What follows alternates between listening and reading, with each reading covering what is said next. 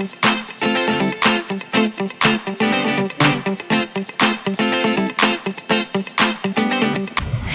everyone! Nandito tayo ngayon para sa isang espesyal na misyon. Tayo ay pupunta sa isang grocery store para tayo ay mamili ng mga essential items para sa ibibigay natin sa ating napiling mga beneficiary.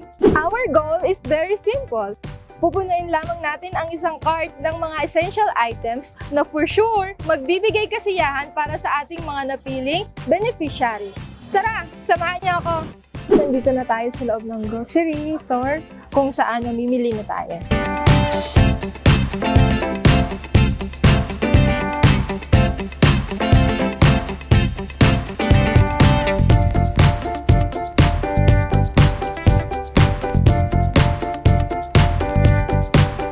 So ngayon, nandito naman tayo para sa mga biscuits ng mga bata.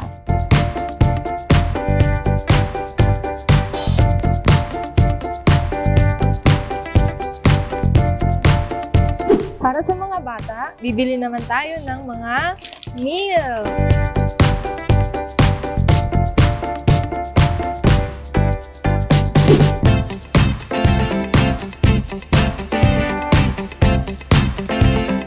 At syempre, di natin makakalimutan ang oatmeal.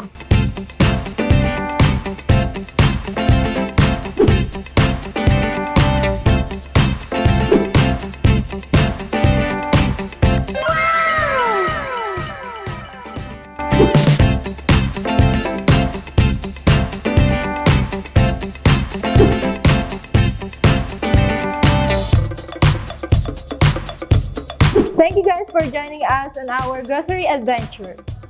Hi guys! And ayan, nandito tayo ngayon sa pinaka-importanting part ng vlog natin. So, nandito tayo ngayon sa Boys Town, Marikina. Ready na nating i-turn over ang mga grocery items na pinamili natin kahapon. Kasama ang proceeds na nalikom mula sa registration sa ating nagdaang fun run na pinamagatang Run for Hope.